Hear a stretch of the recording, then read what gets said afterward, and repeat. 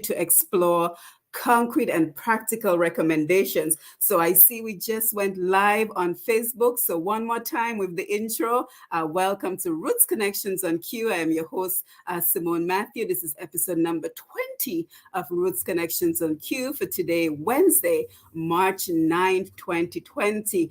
We want to say a special good evening to our folks in Dominica, the Caribbean region, and the rest of the world. To our regular listeners, such as Miss Hermelina Watson Duvany, Auntie Hummy out there in Florida, and to everyone who makes it a priority to join us right here on Q95, the big station. We want to welcome you to this program.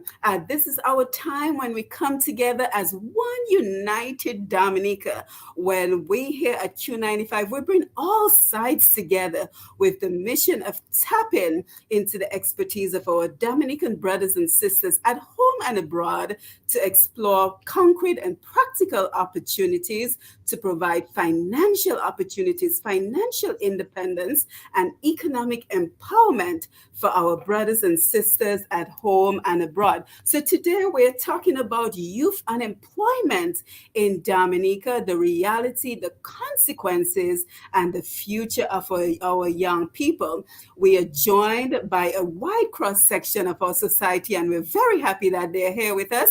We are joined by Mr. Simeon Joseph, social scientist and educational consultant.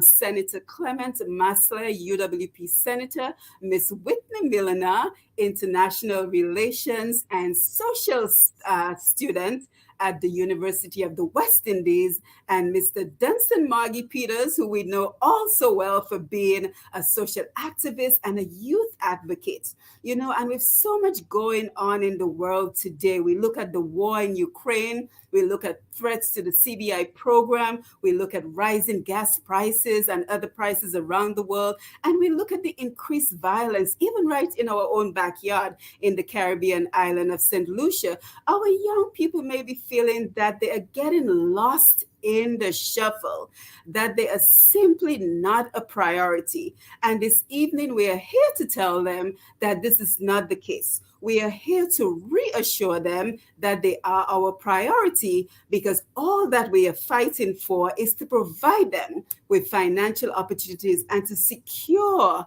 their future. So let us say good evening to the panel, and we want to thank them for being here for such an important conversation. So if you will go ahead and unmute your mics and say good evening, Simeon, Whitney, Dunstan, and Clement. How are you? Anyone? Yeah. Someone? Yes. Greetings, everybody. Yes. Really appreciate the invitation. Once it comes to the youths and Dominica, yeah, you know what I mean, always willing and present to make my contribution. Yes, thank you. Simeon? Hi, everyone. Good evening, Simone and Clement and Whitney and Dunstan and your listeners. Pleasure to be here again. There's a saying that the youth is the future. I don't subscribe to that at all. I say the youth is now, because you have to nurture and solidify the foundation for the youth now for you to have a future. That's it. So we'll hear where we go tonight. Absolutely. Whitney? Hi, good evening, everyone. Whitney Millina here, and it's been a while. I am happy to be here, and I am thankful, Simone. Thank you for inviting me. It's my pleasure. Thank you. Clement? Good evening to everyone. Evening to the listeners of this program. Thank you very much for having me this evening. My name is Clement Masler, Senator UWP. Senator on the opposition side of the House of Parliament. It's always a pleasure to speak on matters of national importance, especially in national development, and specifically tonight, the question of youth and unemployment. It's an issue which is on the forefront of the minds of every Dominican, and I'm looking forward to discussions and solutions or possible solutions to the problem that faces our youth today. So I just want to be thankful for being here tonight. Yes, so thank you everyone for being here. And as we can see, the Facebook audience is coming in and we have a very engaging Facebook audience. So we say good evening to Jess Viville, David Joseph is here. Greetings and good evening, each and everyone. Carl Kofi James, thank you for your support as always. Marina Charles, great to see you. Auntie Hummy, as always, wonderful to see you. Peter Carbon, great to see you. So don't forget, as you come on in to the Facebook page, don't forget to share the live. Again, we are live on Q95 FM radio on Facebook and YouTube. And in just a minute, I'm going to share to Push Past 10. So that will be another option for you to join us. So we have a very packed program for you this evening. Again, good evening to our Q95 listeners at home and abroad. And of course, we're looking forward to engaging with you via your phone calls in about an hour's time, as well as the Facebook Live comments that will come in throughout the evening. Of course, a good evening to Mr. G and the Q95 family, as well as we always thank Lambie for being on the console to facilitate our calls, and Sherwin Norris for keeping us connected. And don't forget, if you miss any of our episodes of this and other programs, you can jump on Q95DA.com anytime to view the episodes. For example, our last episode of Roots Connections is now playing. And if you recall,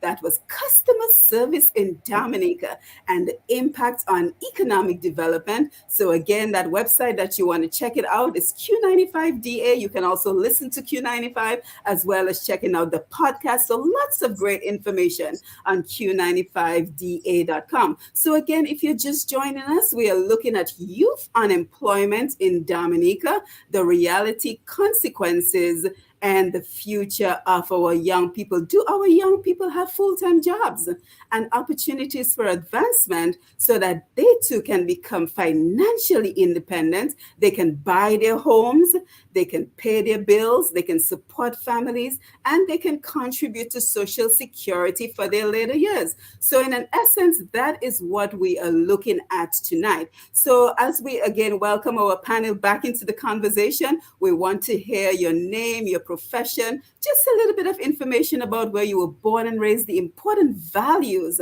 that have carried you, any person or institution you want to say thank you to for instilling those values and making you into the person that you are today. So Whitney, we will go ahead and begin with you. Hi, good evening again, everyone. Good evening to the Q family. I do miss you all very much. Again, my name is Whitney Milina, and I am currently a student reading for a degree in International Relations with Sociology at the UWI Cave Hill campus. I was born, like most of us, at the what was once the Princess Margaret Hospital, now the Dominica China Friendship Hospital. I grew up in Maho River, that's in the Kalinago territory.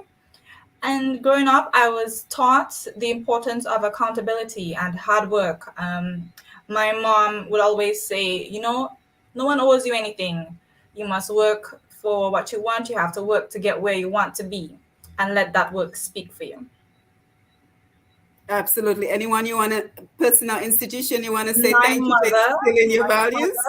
My mother has played a great role in where I am today, in getting me, giving me the confidence to speak up and to speak on the things that I have spoken on. So thank you to my mother. Yes, absolutely. Dunstan, we want to come over to you. Yeah, greetings again to everybody. Yes, myself, I like to give thanks to my upbringing, in where I was raised in Newtown.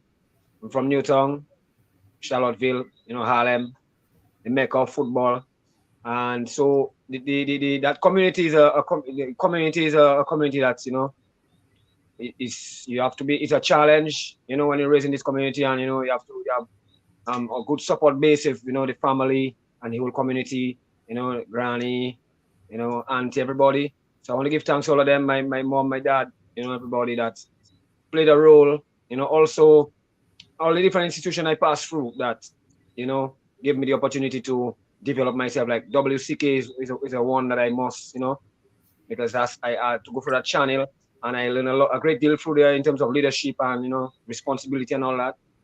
So right now, I feel, it's time to contribute to the future And like Mr. Simeon Joseph said, no, you know. So, you know, that's why I put myself in a position to take the lead. Yes, And thank you for that, Dunstan. Yes, Simeon, What do I say, Simon? whatever you want to, Simeon. Are we supposed to introduce ourselves? I mean, the Yes, point is, please.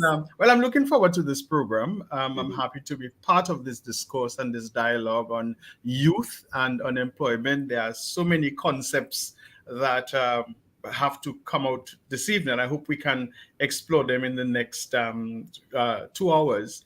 Well, I've been involved with youth all my life from a teenager. Simon, you would know. I taught you catechism. You did? Yeah, it's just amazing that, and one of the things that I'm always amazed at is to see how young people develop and unfold. You, of course, being one of them, and many others that we can look at, and in church, in community, in culture, in education. And I'm happy that we are discussing this tonight, because you see, at the heart of the consideration of youth, we have to look at this this framework of human development, okay, where we can bring our youth to maximize their full potential, okay. And I think I can leave it at that for now. Yes, thank you for that. And last but certainly not least, Clement.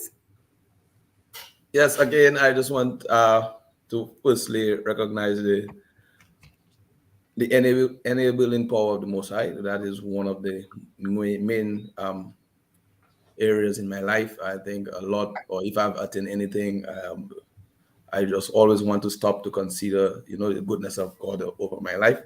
And coming down now to my dad, who's always been there, that mainstay for me. And it brings to memory as well one of my mentors, Dr. Paul Ricketts, who always asked me and required of me to do the best that I can do in whatever that I can. He subsequently passed, but the memories still live on. And even in the most difficult times, he used to remind me that greatness is not that far away. You just have to keep pushing. The backdrop of all of this, I was just born in Penville, as opposed to Whitney, who was born in Princess Margaret Hospital. I was born at my parents' home in the room that I slept for over 25 years. Growing up in the community, it's in an era where the community was responsible for honing the skills and talents and the character of a child. I am grateful for my humble beginnings in Penville. And moving on, where I served as a public officer for a number of years, and then moved on into the world of business as a business development officer, and right now doing consultancy and working for my own small company. It's just everything just culminates with the goodness of God and the relationships that I built with people, good people along the way. And my involvement with youth started from a very early age, at age 16, where I was nominated as the leader of a church youth group with about 50 young people. And it took a lot, but I learned in the process. I remained committed to the community-based groups, like our Young Action Club back then. And then we moved on into the field of cricket, where we started a sports cricket club, the Gladiators Cricket Club. And I'm just immersing myself into as much other opportunities to volunteer at the credit union. I had an extended service there of spanning over 15 years, serving in various boards, various committees.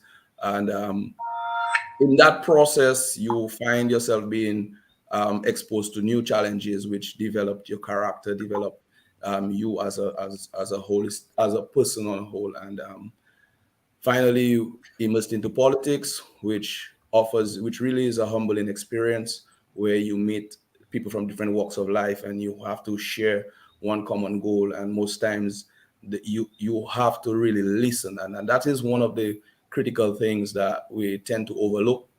We may have good ideas, but at times you need to stop to listen to others and put yourself in maybe a very different man's shoes, and it's at times it can be as difficult as you may not even consider. So I just want to see how much that we can contribute tonight. Yeah, so I think we're going to have a very engaging conversation. So again, I want to thank each and every one of you for joining us this evening. And we have a lot to cover. So we're going to look at the unemployment rate for our young people in Dominica. What are the prospects for securing a full-time job and opportunities for career advancement? Is there a national policy that ensures that our young people receive jobs when they leave school? And which industries are gainfully employing our young people on a full-time basis? What are the challenges? What are the opportunities that exist for career development? So we have a lot to get to. So I'm very happy that everyone is here, our listeners on Q95, as well as the Facebook Live audience, which keeps coming in, and I will get to you in just a little. So again, we want to make sure that we're very clear when we talk about our youth. So we're speaking about Dominicans between the age range of 18 to 35. I think that is traditionally what is considered youth. And I thought we would begin with you, Whitney, because you're probably the closest to that age range. We're not going to talk about anybody's age tonight. But Whitney, we just wanted to get a sense of you as a recent graduate and your experience with trying to secure work. What was the experience like for you as a young person having graduated and trying to secure work in Dominica? I would have to say I was very, very lucky that at 17, just before I turned 18, I got an internship at Q95. I was doing my internship while I was at school, and immediately after, I went to UWI. So I'll have to say I was very, very fortunate, very lucky in that aspect. But I know that it is difficult for other young people coming out of high school, college, to get a job. It's very difficult. And it's not just a matter of getting a job. It's also a matter of what job do you get? Are you underpaid? And that is usually the case, because we have NEP and we see NEP, which is supposed to be an internship program. We have a lot of young people fresh out of school working under NEP for many years, and the job that they're doing usually isn't associated to their degree at all.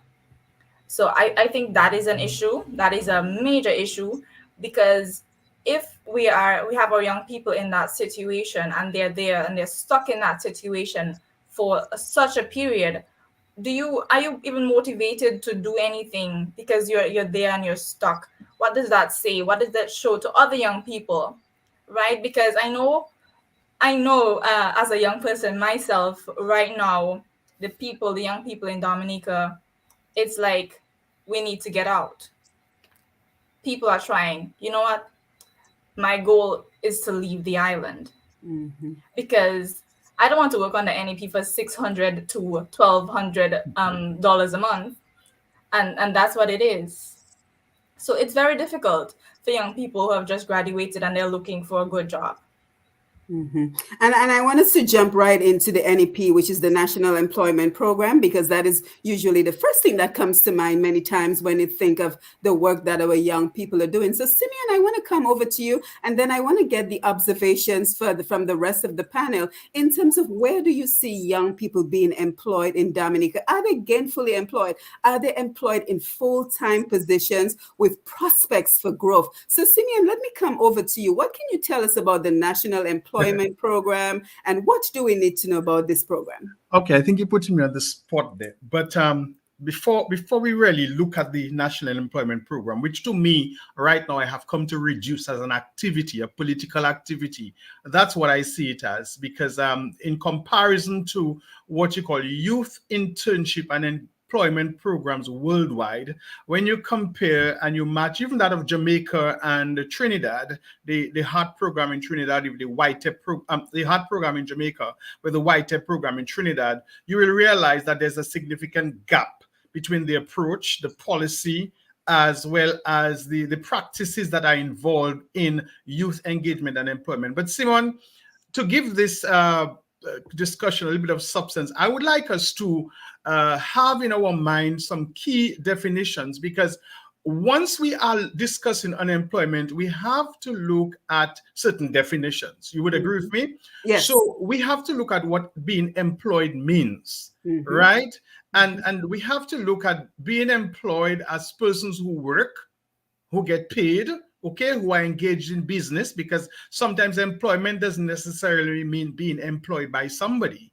It could mean something that you are paid, you are engaged in your own business, or you are involved in even a family business of some nature, and for how you call it, for return. And two other things that we have to look at, Simon, as what is unemployment, okay? And so unemployment refers to those who had no employment or reference of work, and there is nothing available for them, right? There are no specific efforts that are put in place to ensure that these people are gainfully using up their time and are engaged in some kind of classified form of structured engagement.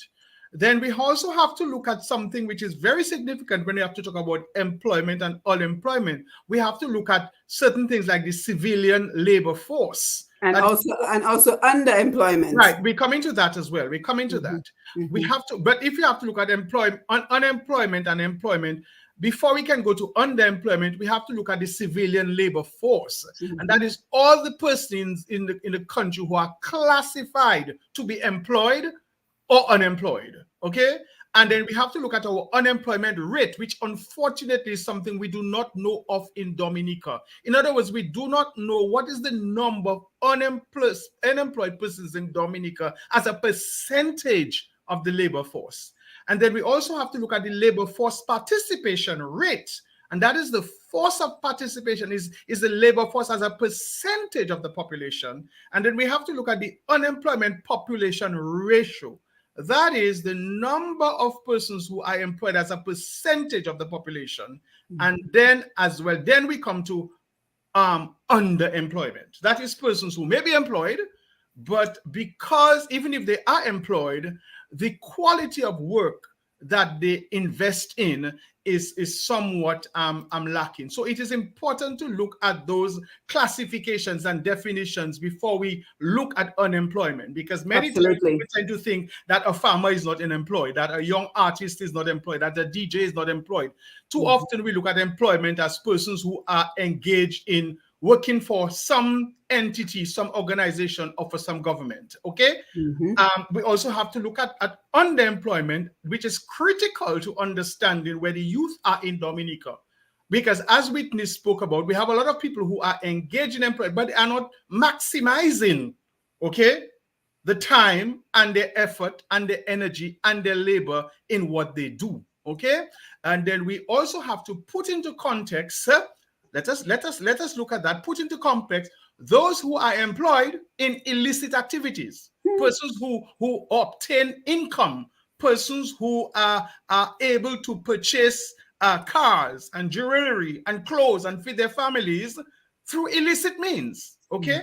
And we have to look at all of those things when we look at the youth and unemployment, because when we're talking about youth employment, okay, we have to put all those things into perspective so that we can chart a mature and holistic path. And I don't want to use the word holistic because it seems so much mundane and overused nowadays. But I can find no better word. But to say, well, okay, where our young people across the board from 18, and I bring it up to 29, because having studied psychology, youth is often referred to, and I don't know why the United Nations and everybody else wants to look at a 35-year-old person as a youth. 35-year-old people are married, they have children, some of them are grandparents, if you really have to look at it nowadays. So I think for economic reasons, for purely economic reasons, the World Bank and the United Nations classified youth as 16 to 35. But really and truly, if you have done psychology, if you have done human growth and development, you know youth is from 12 to 19, okay? Because you go through the 3 stages of adolescent development: early adolescence, middle adolescence, and later adolescence. And then by becoming time you come 2021, you are a young adult, okay? And that is where you have to look at it being more even grievous where you find a number of young people, 21 years to 29 to 35 years, who are young adults who are not engaged, who are not working. There are some people in Dominica who have left high school 10, 15 years ago and are not able to find employment for various reasons. So that is even more threatening, because it means, therefore, not only do we have youth who are unemployed, but we have adults. Adults who are not gainfully employed. So realistically speaking, I've always been like that. I've never regarded anybody over 25 as youth, to my mind, because the old classification of youth in terms of maturity, in terms of growth, in terms of physical, social, emotional development comes to an end at 25. Let us not forget that it is an economic benchmark that has been set by the international organizations because in the United States, okay, and many of the first world countries, they don't consider people 25 and above as youth. Okay, it is mainly a classification that was given to the third world countries for economic reasons. So I don't subscribe to that at all. But nonetheless, now, just to hit the nail on the head, it is sad that we have come to this stage in Dominica where too many of our young people have to leave the country to make a living. Kenty said it very well. Yeah, and I really want to thank you for putting everything into perspective for us, Simeon, because you're absolutely correct that we have to look at all aspects of this conversation. But I want to go over to Dunstan and Clement just for your views in terms of, where are young people employed? Are they gainfully employed? Is Whitney correct that most young people in Dominica are simply looking for opportunities to head out? Is Simeon correct that most of our young people are underemployed because they're just not gainfully employed? What are your thoughts, Dunstan, Clement? Okay, well, to be honest, it's actually worse than it seems to me. It's worse than it looks on the face. When we look at it, we may just, some people will say, the youth are lazy, they don't want to work. But when there's no opportunities, there's really, very, and also we have no, in terms of the vision of for the country and the youths, it doesn't involve the, and so therefore there's nothing being put in place like skill training programs, because people feel a lawyer, getting a degree to be a lawyer, or those kind of jobs, the accountant, that is what you need to strive for. And the mechanics and the painters, the builders, like but we so have that notion in our minds, and it's the parents and them, everybody, with the youths and them in school, we're not really putting pressure on the power that be to provide skill training programs, like we used to have GSP, and a lot of young people, got, they benefited from that, and the country benefited, you understand? So trust me, it's worse than it seems.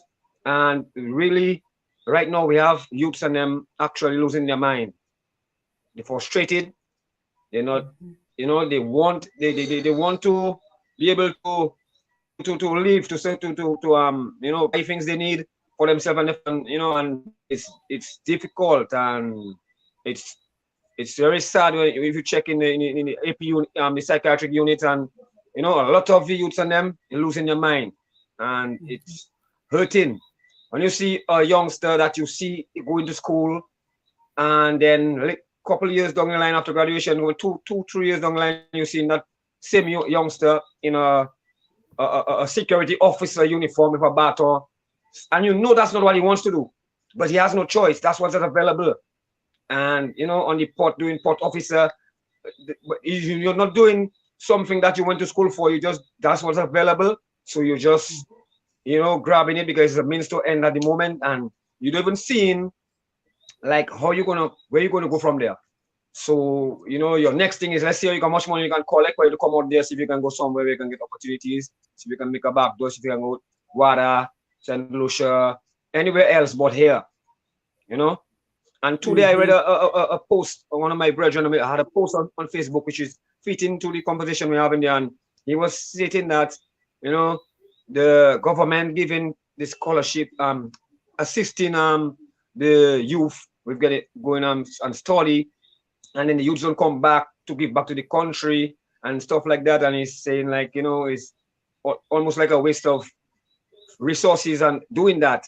But what he needs to understand is, like, when you go out there and study and you gain all that knowledge and you put all that, you know, invest all that, and then when you come back, there's no opportunity for you to work and make the kind of money you're supposed to make, or even make, like, you know, something that you can be comfortable with. What's your choice? What you have to do?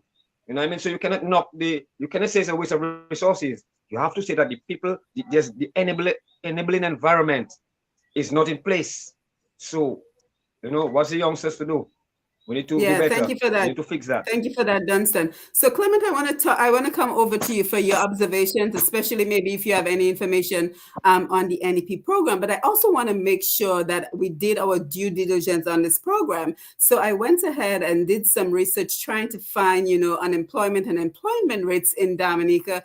But through the statistics office, the only thing I was able to find is information from 2011, and I see Simeon is shaking his head, so he could have told me my efforts were futile. Simeon, you could have WhatsApped me and told me not to even bother.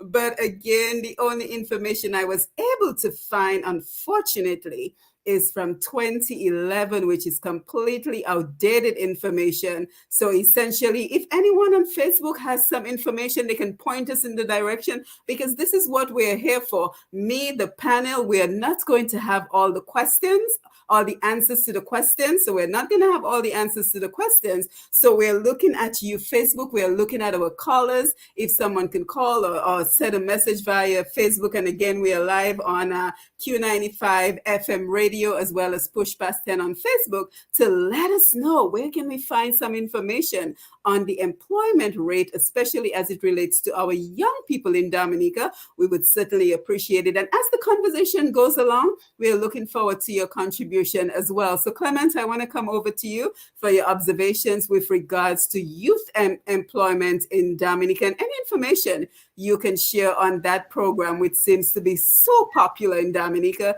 the NEP program. And then Simeon, I want to come back over to you, because you mentioned a national employment policy from Jamaica that I certainly want to come over and talk about. And then as we're talking about who's going to come up next, Whitney, then I want to come over to you, because I think what we saw in Dominica when folks like, you know, Dunstan and I were growing up was that there were two tracks of options for students in Dominica.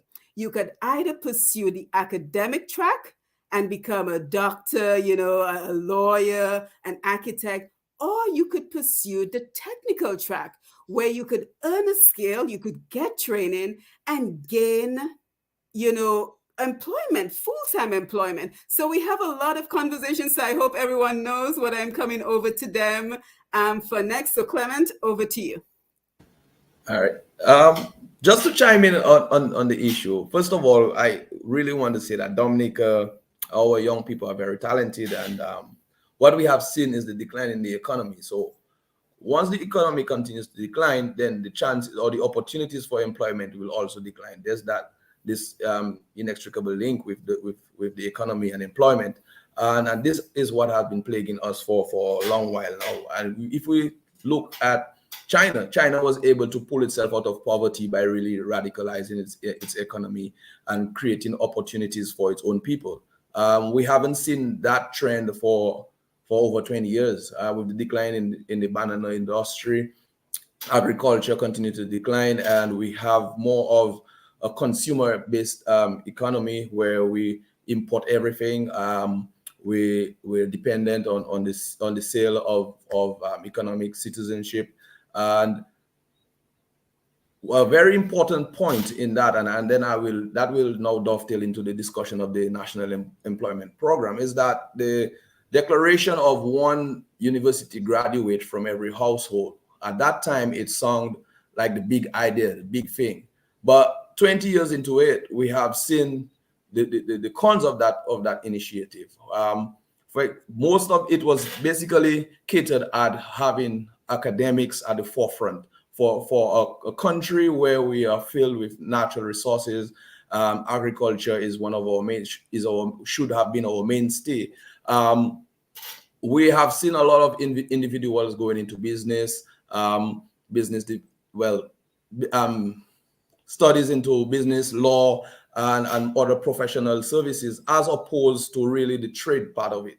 So we have seen less skilled individuals, but more academicians, and that is where the problem lies. And for 20 years, we have not even reviewed that policy. By now, we should have 2 or 3 university graduates in every home, but may not be resident in the island. How many of them come back?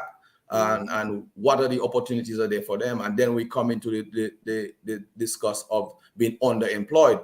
And that is where the NEP program now fits snugly. The NEP program precludes government from really having a larger wage bill, if you look, so to speak, because the benefits that would be derived from being permanently employed are not the same with the NEP program. So you are a contractual basis. You're not entitled to increments. You're not at the end of contract. You don't get a gratuity, and you are stuck in it for 6 or 7 years. And it's the saver for you at that point in time, bearing in mind that the economy is not doing that well, and there are limited options. And so we see that coming into the fore. And then the negative part of it is that you have young people who at that time supposed to be building their families, building their homes, are unable to do that. And when the frustration kicks in, then we find the issue of crime and all the negative issues that would complement the situation as it is. For example, if a young man isn't gainfully employed or is not kept busy, then you will want to have alternative means for him to use that energy wisely. If not, it's going to go down the wrong way. And this is one of the situations that we have seen. In preparation for this discussion, I also tried finding data, and the data itself goes back to 2015.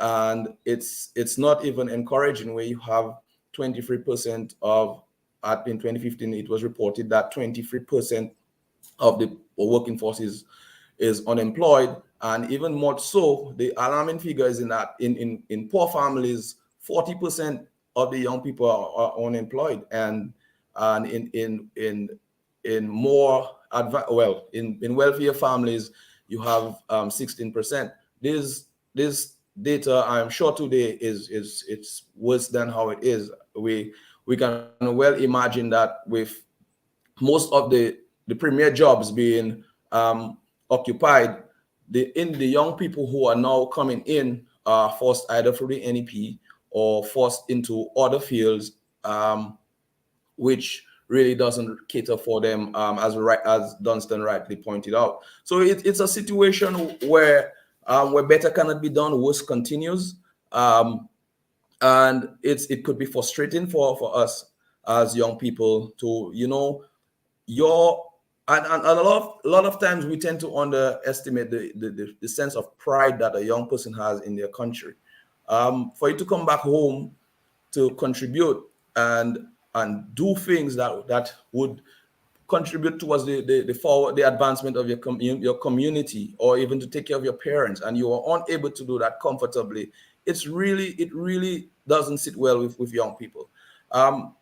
Nonetheless, there are certain things that are being done, which I have seen is really based on a political model. The NEP program, and most times I keep saying that it could be transformed or re-engineered into something which is very, very unique and can be beneficial to our country. However, the powers that be have already seen where those gaps in the system could benefit them. So if I don't have to pay, if I could get you to do the work that would normally fetch a salary of $4,000, and I can get you to do it for $1,008, why not? But when you do that, then it reduces the spending power of that individual. it demoralizes the individual, and even in getting a future job, it limits your opportunities. And I really see looking at areas where we could re-engineer this program and have our people getting back to the work, developing that culture in itself that really can move our young people forward. We continue to give them the stick all the time, and not looking at the areas where we can improve as a country, and to ensure that our people get the best opportunities that they are entitled to. Because you are Dominican, that nothing is going to stop you from being a Dominican. Nothing is going to take that away from you. And why not reap the benefits that the land has to offer? I think it is shameful, and I make no excuses for that. It is shameful to see what's happening. For example, we are trying to promote small businesses, and we're saying that even the requirements to attain those funding for small businesses, there's no way you can be young and attract those or be approved for those grants that are available. And we have to go back and see where we have gone wrong and be adult and be mature about it, because once we lose a generation, it will take twice as long to get it back.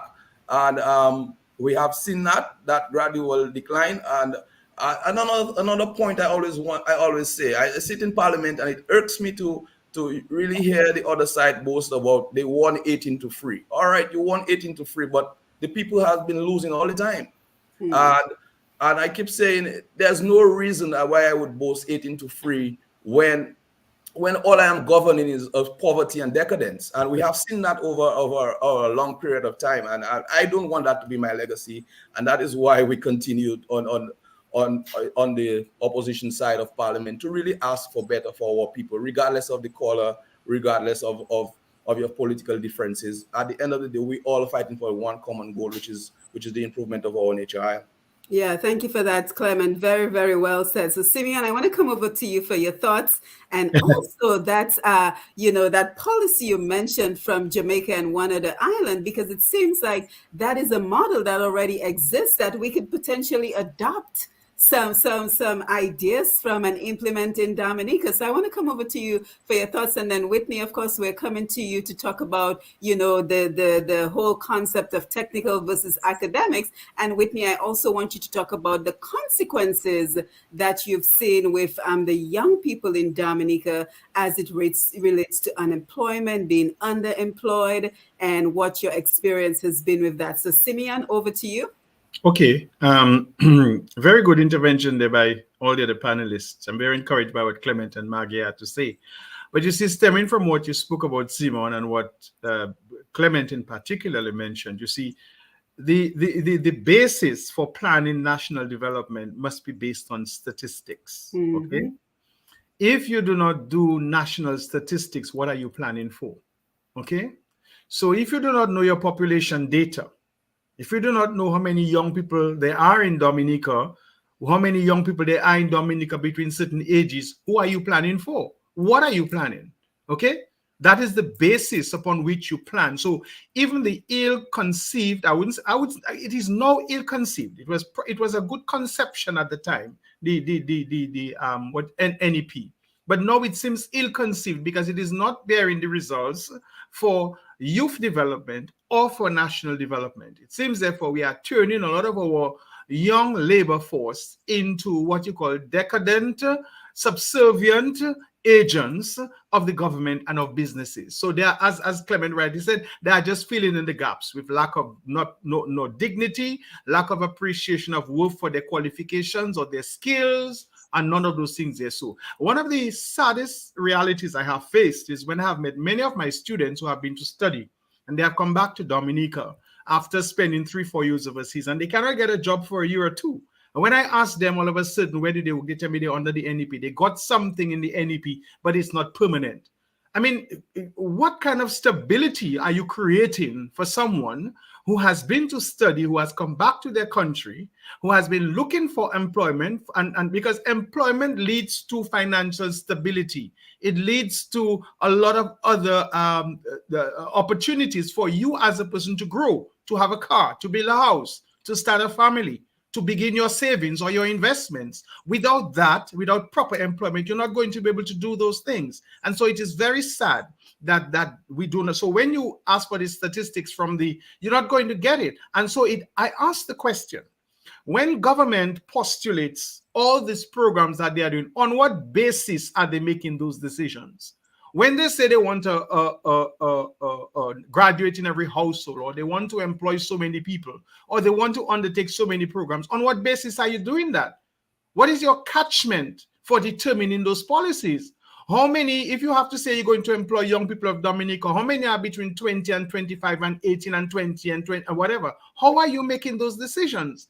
And sadly so, even under the National Employment Program, there are a large sector of Dominican youth who have been excluded from that program because of how it was done and because of who their parents support or the background of which they come from. And you will find that sometimes in one household, you have 2 or 3 young people in the same household who have gotten scholarships or who have become employed in national, while their very neighbor is not given an opportunity for a scholarship or employment because of who they support. It is sad. That says that there is no policy, which leads me to the questions that you ask. And luckily, I was involved in it because I was involved in the Heart Trust Jamaica program for 18 months, okay?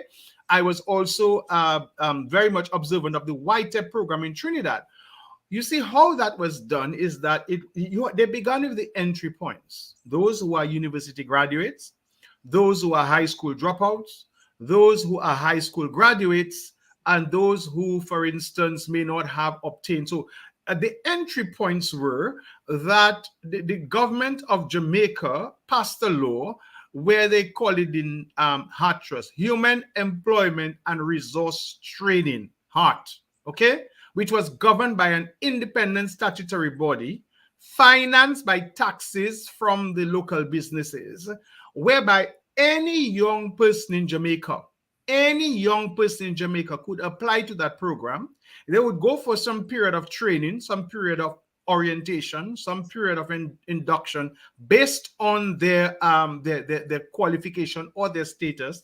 And after the period of training, orientation, induction, then they would be put into the various sectors of the Jamaican economy. So there was hospitality and tourism, there was cosmetology, there was construction and design, there was electricity, there was administrative assistance type of thing. There were the skills areas, and then there was the other areas whereby persons or young people who were more academically inclined would be trained into other areas of employment and human resource development. That was it. And so it continues to this day as a very successful program, something very much modeled on the Job Corps program of the United States of America. That's what I was thinking. Because I spent, while I was in Heart Trust Jamaica, I spent 1 month understudying the Job Corps program in the United States to see how the Jamaican program could be developed. And the Jamaica program flourishes today, where many young persons have access to training and subsequent employment. The YTEP program in Trinidad and Tobago, which is the Youth Employment Training Program, YTEP, Youth Employment and Training Program, was almost based on the same model, but it preceded that of Trinidad. So what it catered to were many of the high school dropouts, okay, and many of the high school graduates who were not too successful at graduation, for instance, and they had what you call YTEP training institutes all over Trinidad. Similarly like Jamaica, because you have Stony Hill, you have Portmore, you have Kenilworth. As a matter of fact, Runaway Bay in Jamaica is the Hospitality Training Institute for that program. So there were several national training institutes established across these two countries, whereby young people, rather than just taking them off the streets and putting them to work, they're unskilled, they haven't got communication skills, they haven't got customer service skills, they lack certain basic skills. They would be given the soft skills of life, right? As well as the technical skills, as well as some cognitive skills to prepare them for the workplace. Okay, that was not done in Dominica. There was a rushed program to just implement a national employment program where they just cast a net. You know, when you cast a net in the sea, and if you catch vola, you catch vola. If you catch flying fish, you catch. If you catch what do you call it? Whatever fish you catch, when you haul in the net, you just put them in the bag and you distribute them. That's the only analogy I can find for this, because there was no process for selection. Okay, there was no proper interview approach. There was no proper breakdown of the demographics of how many young people we were bringing into various sectors, whether the business, technical, banking. You know, do you know there were NEP people in banks in Dominica? Mm-hmm. I've heard. And one of the scandalous things about this thing is that you find many of the young people. I mean, how can the government pay financial institutions and business institutions to employ its youth when these people are supposed to be generating revenue to provide employment to the young people of Dominica? And to me, that alone turns that program into a disaster. Because as Clement rightly said, they don't have economic stability, they don't have financial stability, they don't even have employment security. And so it puts them on a level whereby they have become subservient to an experiment that's going to lead them into servitude. And it does not create, it does not allow them to maximize their potential, whereby they can become independent, whereby they can become secure. So I think, without wanting to be too critical, the criticism is that it's not too late to go back to the drawing board. It's not too late because there is no, I don't even think there's an act of parliament, Clement can bear me out, or a regulatory framework, because Jamaica has an act passed. Trinidad has an act passed. And I would like you to know that in 1979, in 1978, there was tabled in the Parliament of Dominica by Patrick John the youth that law was tabled in government in 1978 to start a program like that in Dominica, patterned after the Londonderry Youth Camp. Okay, that died because it was overthrown and it was never. But I have a copy, as a matter of fact, of that legislation. And I also have a copy of the Jamaican and the Trinidad legislation. So I think they need to piggyback. They need to step back. There is much validity in a program like that. Okay. Yeah, and if I might also chime in, Simeon and Whitney, I'm coming over to you in just a second. Now that we hear that the CBI program is under threat, the funds for the NEP program comes from the CBI program. Exactly. So yet we have not seen opportunities to create income producing industries. That is where your regulatory framework would come in, where you have to table in Parliament a law establishing that program, and within that law, you will put clauses for generation of funds, for instance, for the very program, for an authority to govern that program, to establish a corporation whereby it would be governed by and supervised by perhaps a board of directors or a board of management, where you would have a structured approach to inviting young people to apply. You would have a structured approach for selecting those applications. You would have a structured approach for ensuring that the applications that are selected are put into the various areas for employment, for training and induction, and then subsequent employment, whereby within that act you will have companies who would like to have their interns. They could apply to that organization and say, listen, I need so many people here. I need so many people here. I need so many people here in the various fields. And then when you have that cadastral pool of employment opportunities, that authority would be responsible for placing these young people without fear, favor, or ill will. Because it behoves me to think that we have people who put their hands up when they take an oath to say, I will, in the execution of my duties, I will do so without fear, without favor, and without ill will. And everything they do is to instill fear, to promote favor, and to have a certain amount of ill will in everything that they do. So that program must be absent of fear, favor, and ill will. Whether you are UWP or Labor or poor or rich or black or white, nothing should prevent you from having an opportunity to go through that program. And after your successful orientation, training, induction in that program, you will be placed accordingly to your abilities and be given an opportunity. Now, when you go there, the right assessments will be done, the proper evaluations will be done. And if you find that once you have evaluated and assessed these people, they need further training, or then you can do that with those people. So again, I like to use the term, you are providing the opportunity for our young people to maximize their potential. And I want to say, just in this sector, that, you know, it is very sad that our young people of Dominica are losing hope. It grieves me to know that too many of our young people are looking for a way out.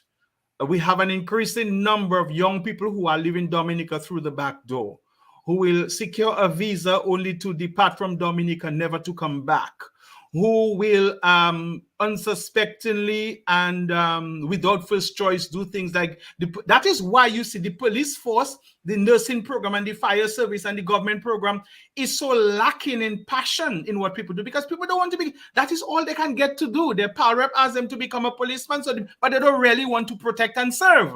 They get an opportunity to be a nurse, so they ill-treat patients because that's not what they want to do.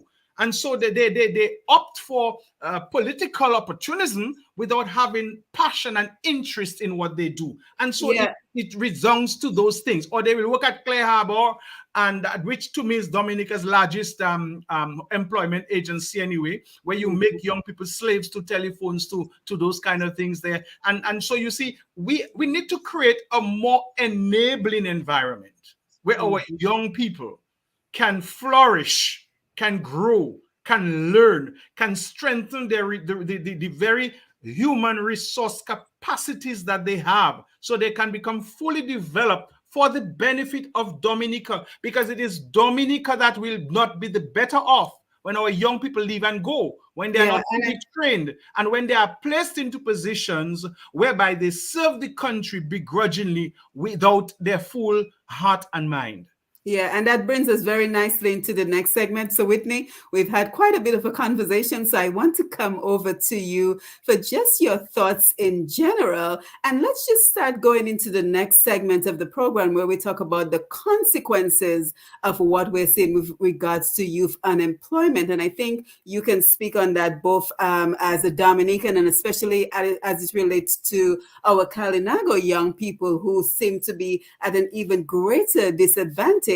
And also, Whitney, I want you to speak on the topic of our young people are lazy. So many times we hear, well, they can't find work because they're lazy. They don't want to work. So we have a lot to still cover. And Whitney, I'm looking at you to provide us with some direction on that particular segment of the program. Hi. Okay, sure. Where should I start? Where would you like me to start? Because wherever you want to start. Okay. I'm gonna start by agreeing with what Mr. Mosley said. I do believe that studying non-traditional subjects, or the technical subjects, is what we need as a developing nation. I am studying IR. My sister is studying art, and I think that is a perfect example. I have always been interested in law. Like you said, there are the two paths. You either go with the subjects like being a doctor, a lawyer, or you're doing the technical stuff. I've always been interested in law, but I have chosen to do IR for now, and later on I will go into law. Are our people lazy? Our young people lazy? I don't think our young people are lazy. Yes, I have heard that before. I've heard my grandmother say it herself. No, I have cousins, I have family who have been looking for work I have cousins who have been out of work for months, and it's not because they're lazy, right? It's not because they don't want to do anything, they just want to stay at home on their phones. That is not the case. I think the young people are very frustrated that they cannot find something productive to do. Very frustrated. And we will see our young people on the side of the roads just walking around. They would get into alcohol, and we're like, yeah, that's what they're doing now, right? Like, they don't have anything better to do with their time. Why don't they go do a course? Why don't they go find a training program somewhere, to occupy their time?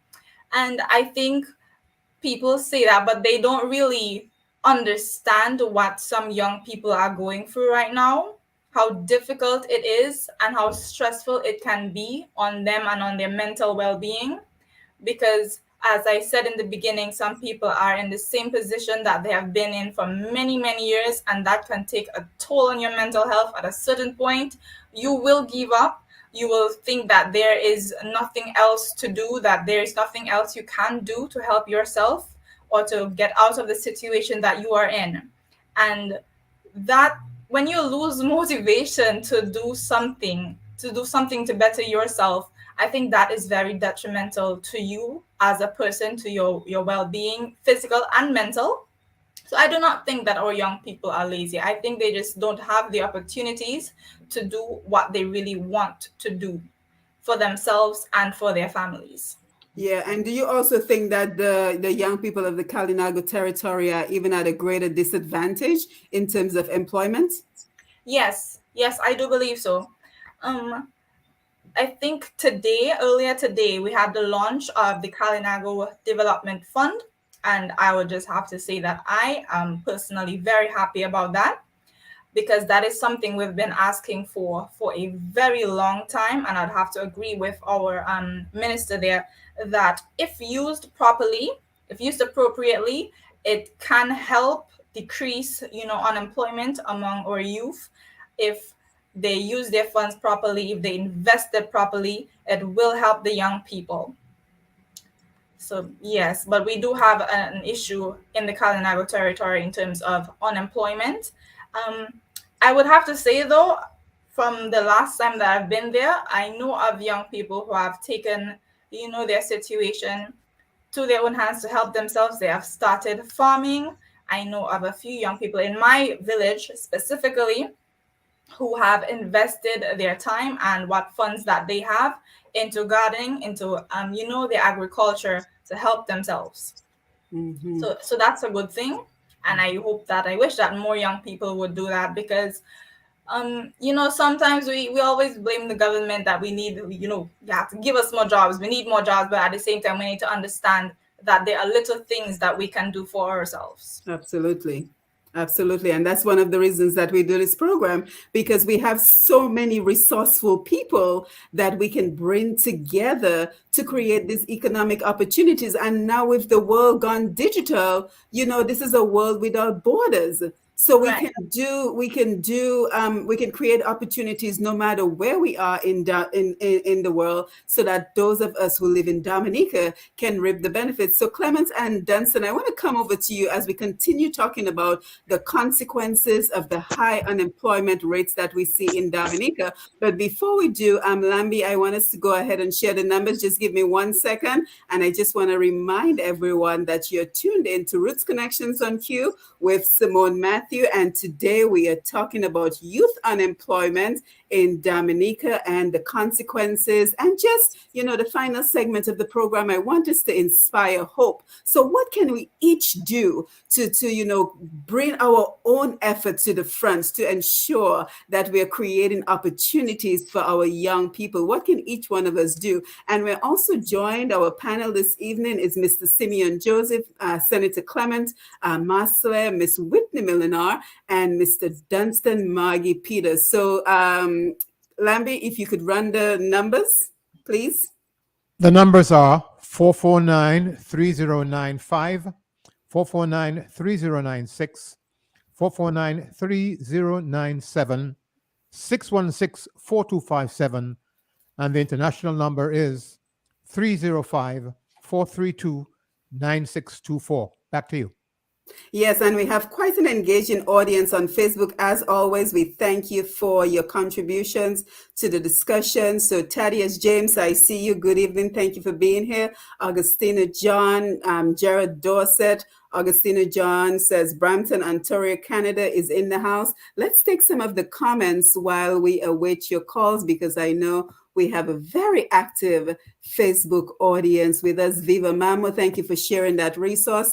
Jess says good evening. Carl Kofi says good evening. Let's take some more of the substantial comments that I saw before. Marshall Lawrence, thank you for being here. Sandra Norris, I think we have a call coming in, so we'll take a pause and take the call.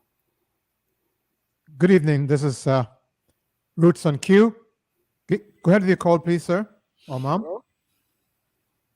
Hello? Yes, go ahead. That's a good program. I like it. Okay? Okay, thank you very much. Yes, thank you, caller. Sandra Norris, Jennifer Coffey, Veronica Pascal, Nick, Annette, Philip, Anjani, good evening, Penny, Dilsey, Julia, Celia. Some really great comments coming in. So let's take some. Peter Carbon says, whenever industries develop, opportunities are created for diverse professionals. And back to you, Lambi, for a phone call. On the Oasis line, please go ahead. Yes, good evening, ladies and gentlemen of the panel. Very Good evening. Topic, very educational topic tonight. Yeah, I've been listening and, just taking note of what's going on in Dominica. As the young lady rightfully said, she thinks that the Carib territory is very much disadvantaged from employment opportunities, because of their location and they tend to be kind of cast away in our Dominican society when they should be one of the most respected peoples on the island, a tribe or whatever you want to call them, because they are the indigenous people of the island, and if you have to give them value, they should be prioritized, if you ask me, overall. You understand? But just in a fair game, I still think that they should be making a better effort to accommodate them technologically, in terms of internet access and all of that, opening out the outside world to them, where they can expose their culture and their craft and everything. But you know what's bugging me?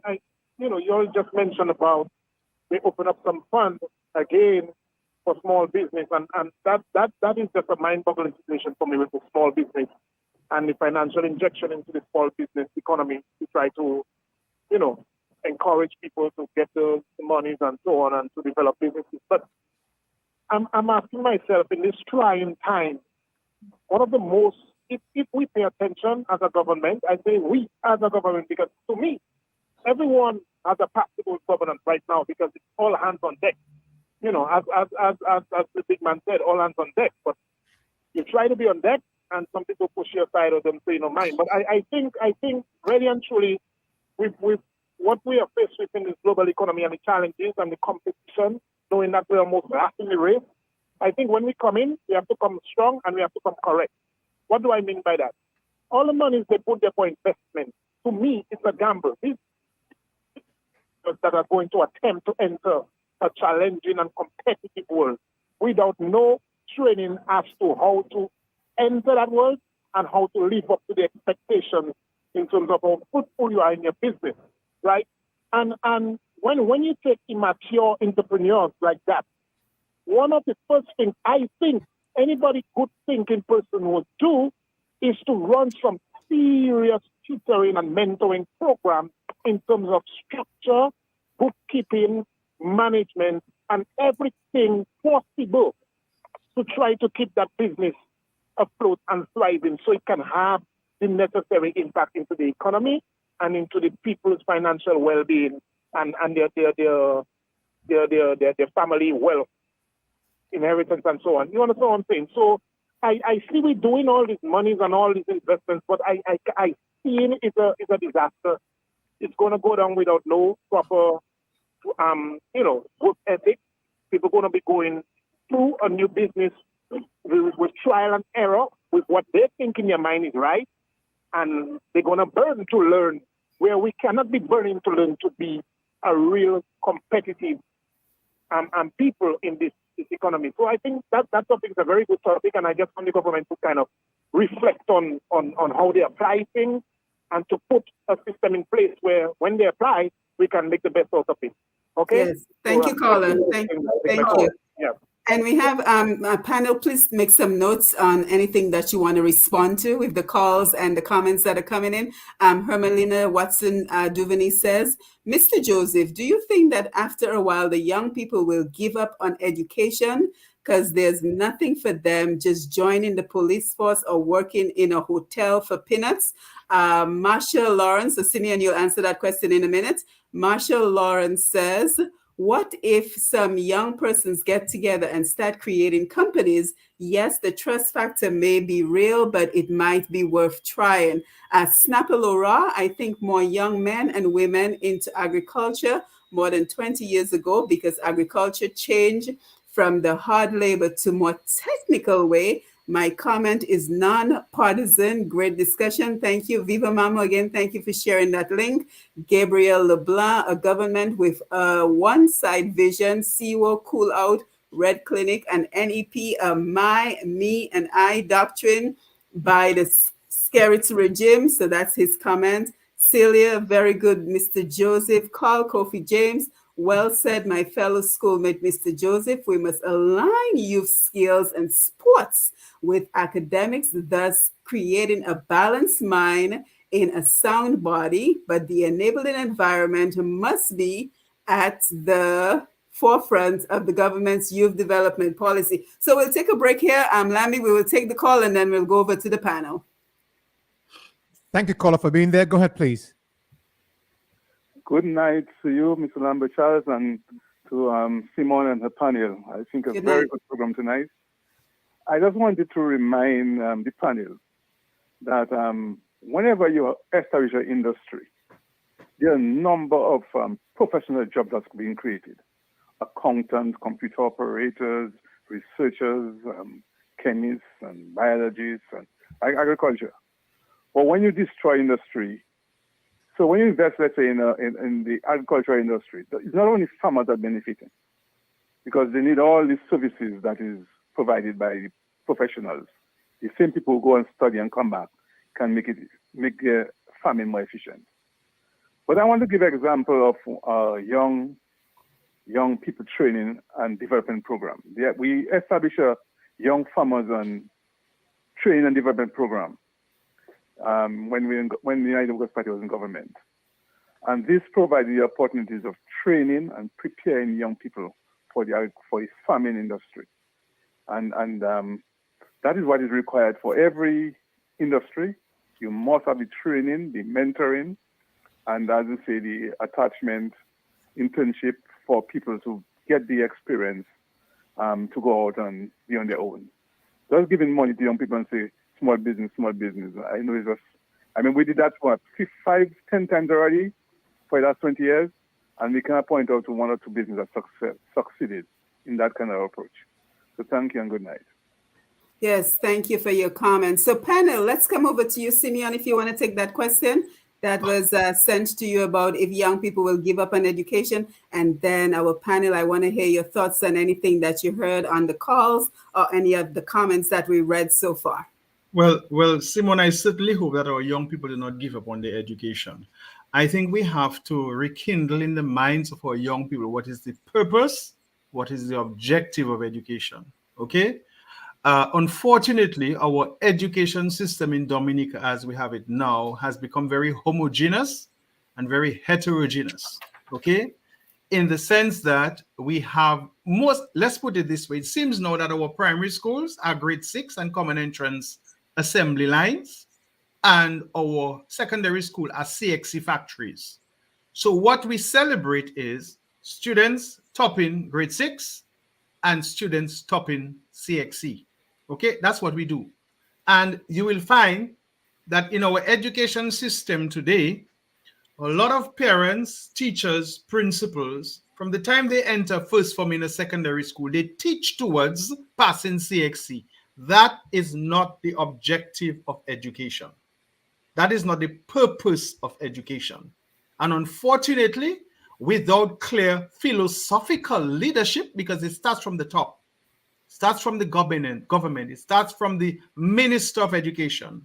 It trickles down to the permanent secretary and everybody involved in the leadership of education in any country, that the objective and the purpose of education is not an examination.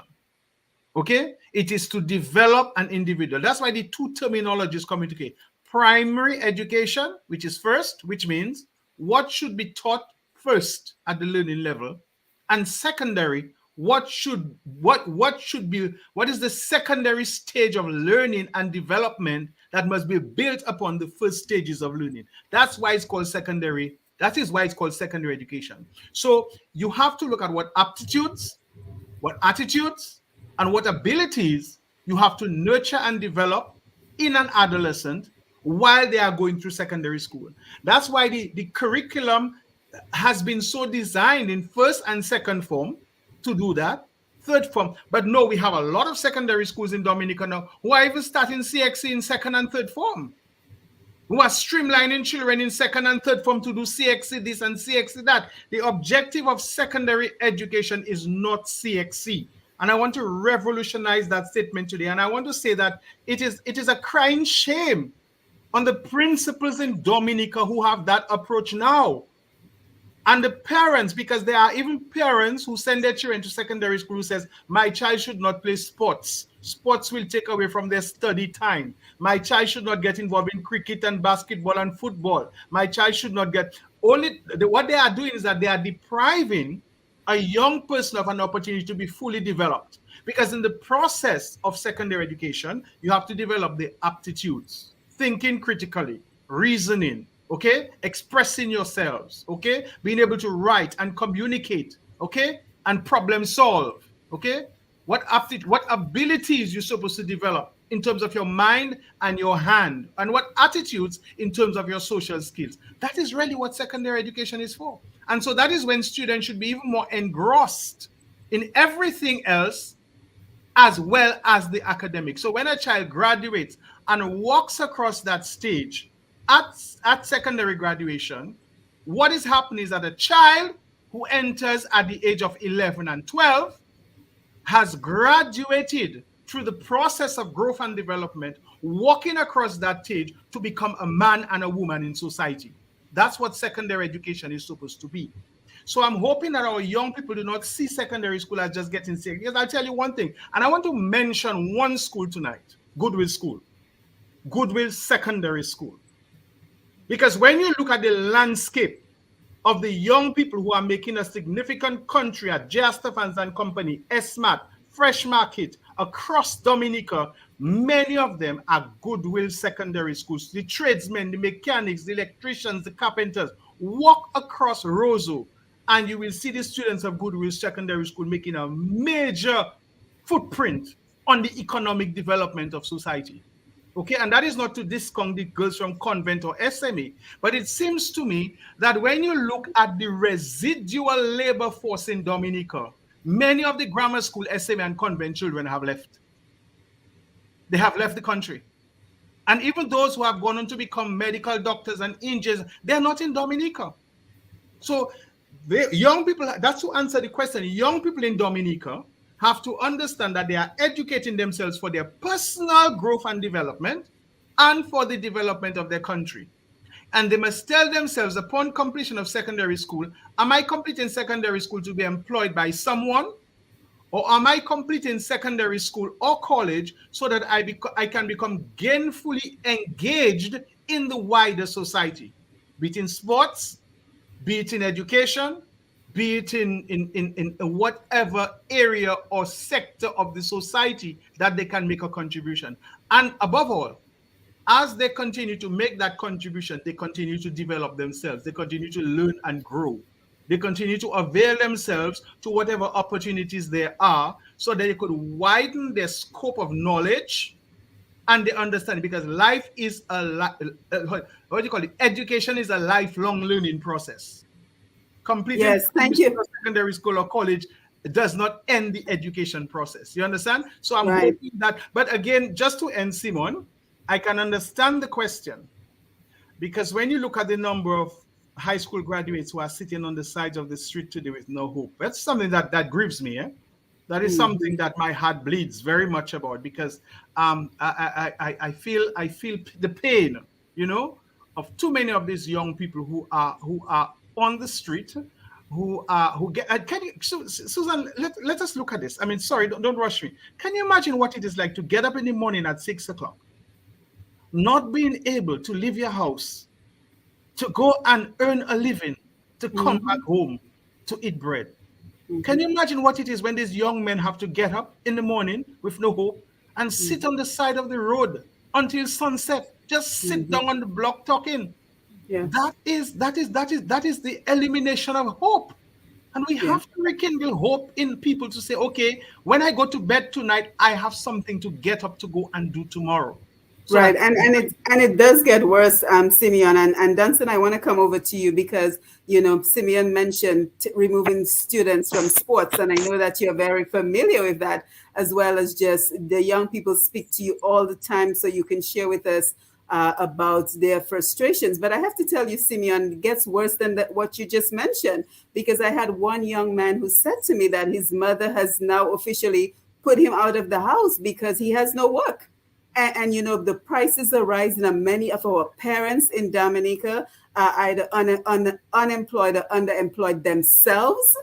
And then to have to support grown children within their households who are unable to find jobs, it's an additional burden on the family. And so parents are even looking to the point of wanting to put their kids out because they are not contributing to the household. And on top of it, and without wanting to take and on top of it, the parents are putting them out. And when they go to the powers that be, the administration for an opportunity for employment, they look at them, right? And they do not provide them with the opportunity because of their background and where they come from.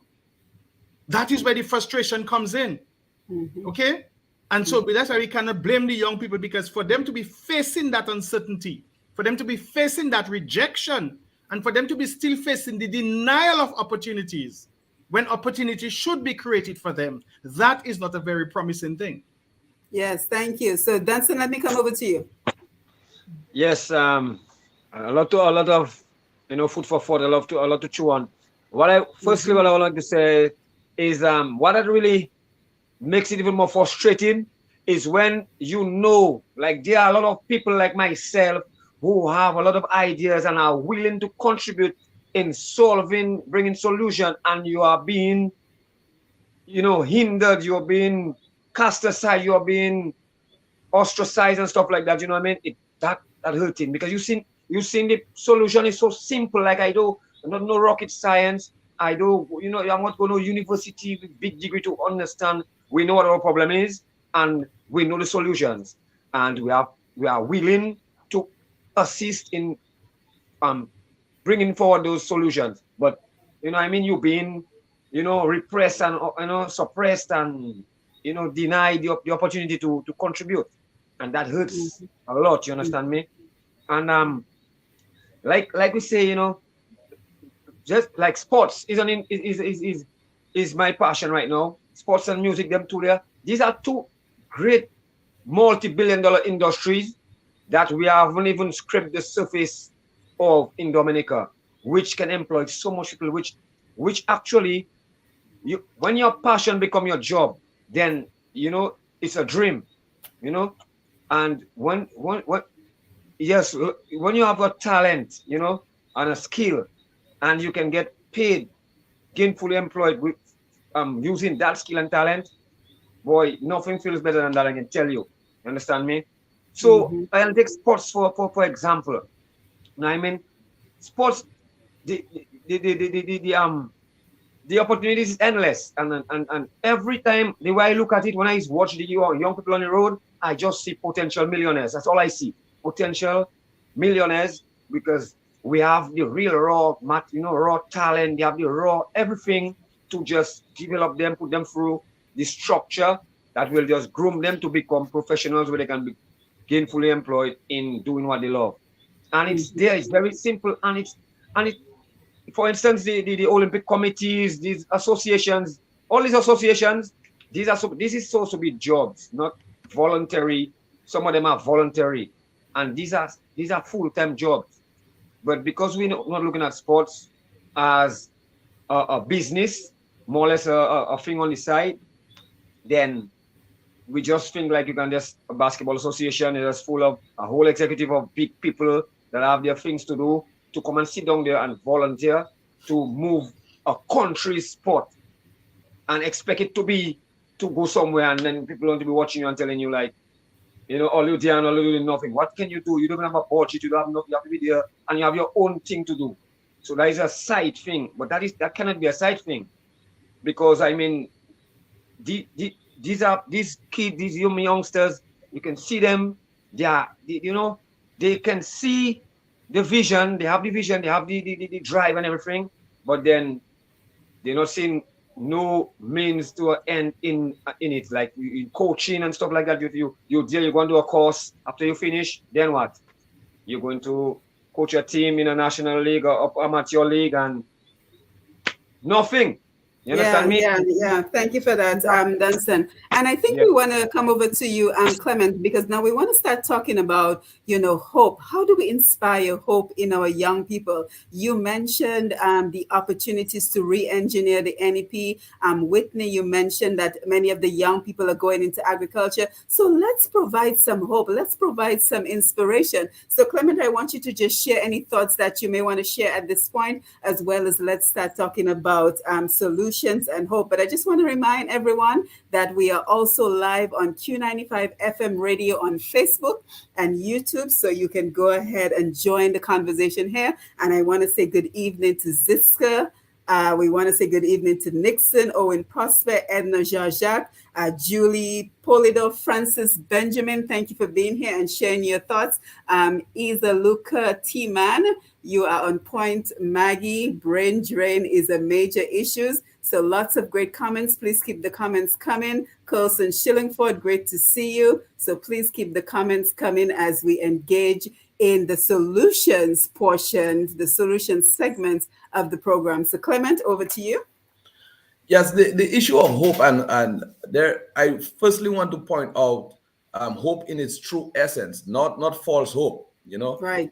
It's very important that one has to build trust first in that person, so that the person could have that feeling or expectation to desire a particular thing. If you have been you have showed the tendency to be a liar or being untrue, there's no way I'm going to trust you, and therefore that it is quite difficult that you can instill hope. And I think that is one of the main areas that our young people are now really put in that quandary, in that they are, can I really be trusting of this of the government to really improve my life? And I will say bluntly that we have found ourselves in that deep situation, but there is still that hope that lies in that.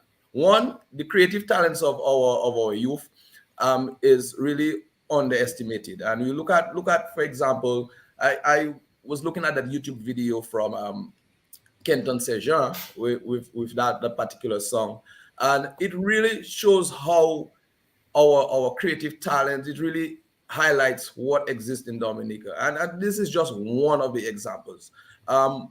We, as Maggie rightly said as well, in the field of music, the opportunities are endless, and I have seen and heard a lot of real talented musicians, but are systems in place where they can now launch out into the deep. Why is it? And I remember one of the presentation in Parliament, I asked that question.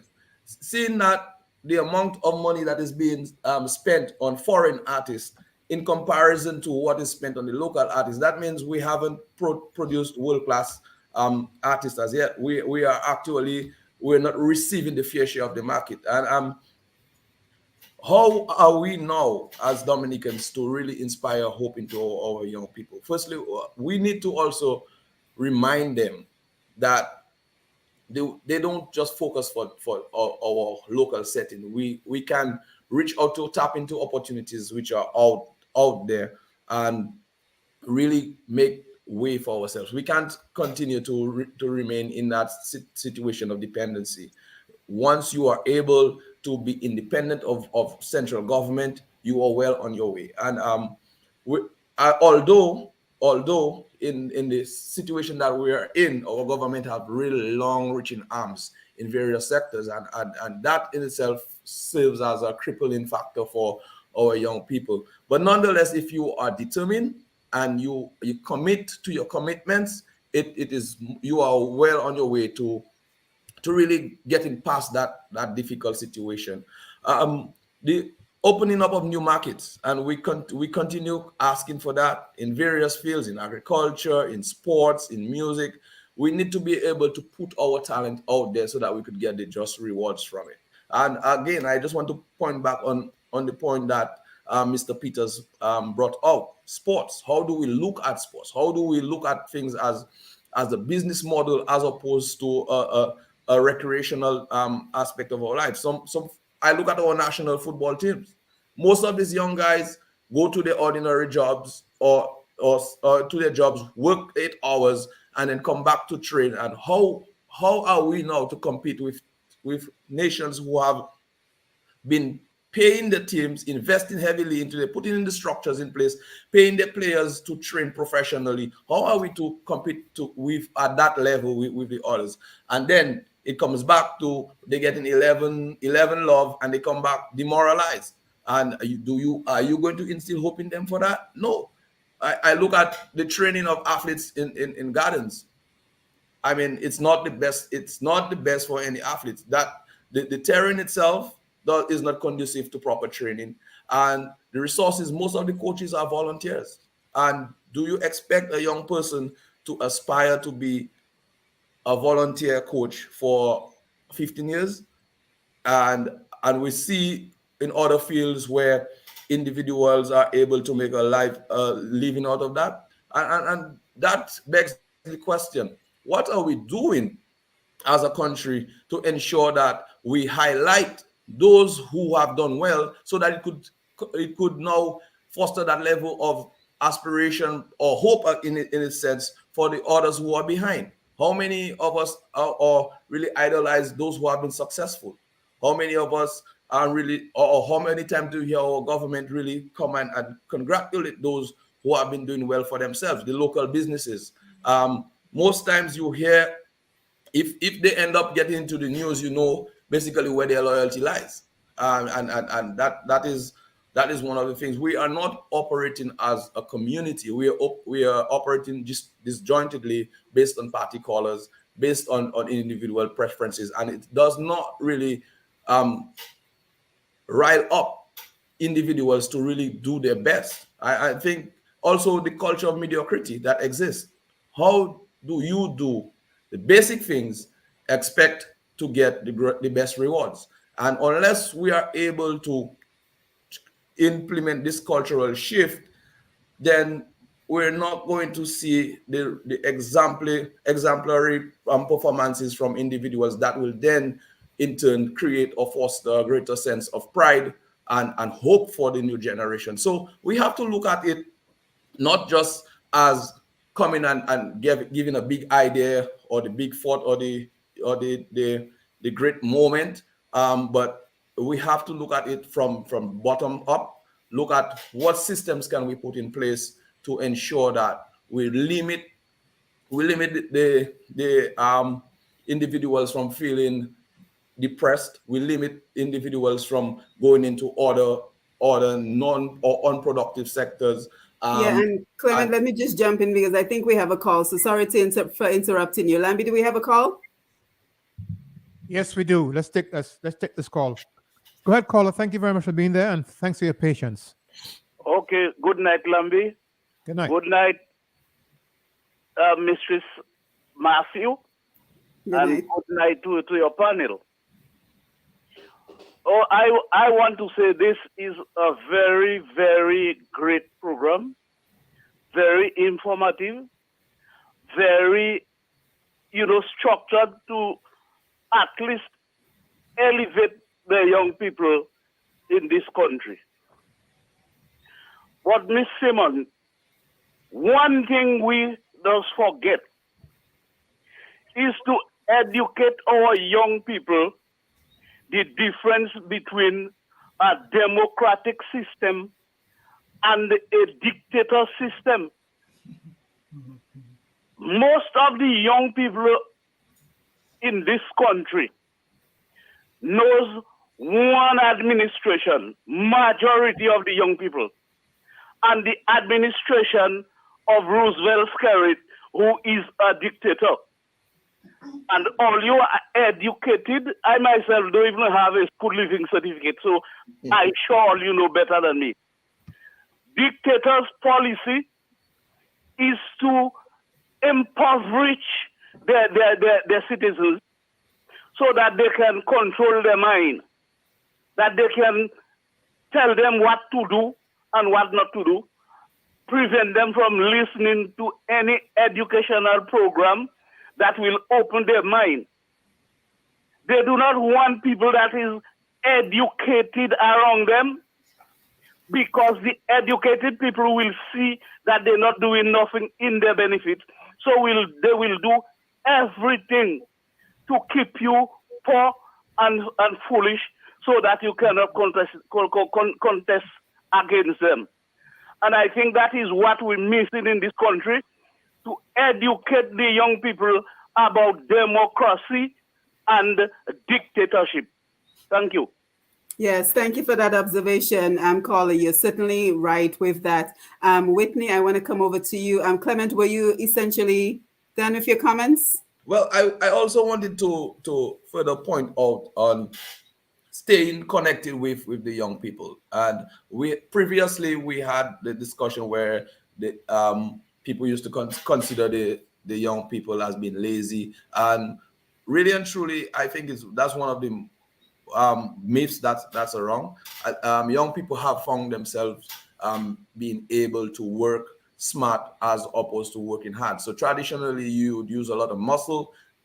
Today's world, young people have to find innovative means of doing things more efficiently. And most times, the people who are categorizing the young people as such are those who have not seen or have not moved with the trend. So staying connected and understanding individuals would allow you to involve them in the process. Then ownership is gained, and then hope would then be realized, that they would see others and going through and owning the process like similar to themselves, and they will want to aspire to that. Offering help is one of the ways of gaining hope as well. But in most times, you need to strike a different line between a handout and what is a pull-up. I mean, we have been seeing handouts over the last 20 years, and that's definitely one way we should really cut away from that and really have pull-ups where individuals are brought up to a new level and allow them to thrive. It's also very important to show acceptance, and that is one of the critical aspects of instilling hope into a new generation, where you accept the new trends that are beneficial to your economic development. So once we are able to do that as administrators, we would definitely see a newly energized working sector, a newly energized youthful population, and it will now dovetail into economic progress. And it's just alarming and saddening to see what is happening today, and knowing that better can be done not only for the betterment of the country, but for the betterment of the individual. Because without the country can exist, but without inhabitants, it is just a piece of land. So. Yes, and thank you for that, Clement. We're going to go ahead and take a call, but Whitney, I want to come over to you. You talked about, just give us 1 second, caller will be with you in a minute. Whitney, when we come back, we want to talk about, you talked about farming, but how else can we empower young people? We see the Dominica Work Online program for the third time that it's been run, but yet again, it's only 60 people. So again, certainly not enough opportunities to hire enough Dominicans for work. So Whitney, I want to come over to you, and you can just tell us, what do you want to see? What do you and your friends in Dominica want to see with regards to opportunities for employment and career advancement? So if the person is still available, we'll take the phone call. Yes, yes. there. Go ahead, call, please. Okay. I listened. I think it was Simeon. I just tuned into your program. But one of the things, I want to put a little twist to what he was saying as well, because at the end of the day, it's true you have children after they leave school, maybe some of them refuse to go to the college, or whether they go to the college when they came, when they come out from college, or they haven't got what they do. Maybe they get a job, maybe let us say, like he said, some of the supermarkets as an example. But what I see as well is some of the children when they come out, they came from homes where they see their parents really struggle to send them to school. And by the time they finish school, the little that the parents had now, that is like nothing. And so they would want to be able to assist their parents. But the little that they are getting in those little supermarkets, and they have, when they realize, boy, that cannot even help the same parents that send them to school, I suspect that is another frustration. I think there is a topic. I'm not sure if you touched on that yet, or you are going to discuss a bit on it. I think of some of our schools where we have only the academic. And at the end of the day, there are some children, when it comes on the academics, they are very slow. But if you give them, they have a hands-on training on anything, let me tell you, they will do very well.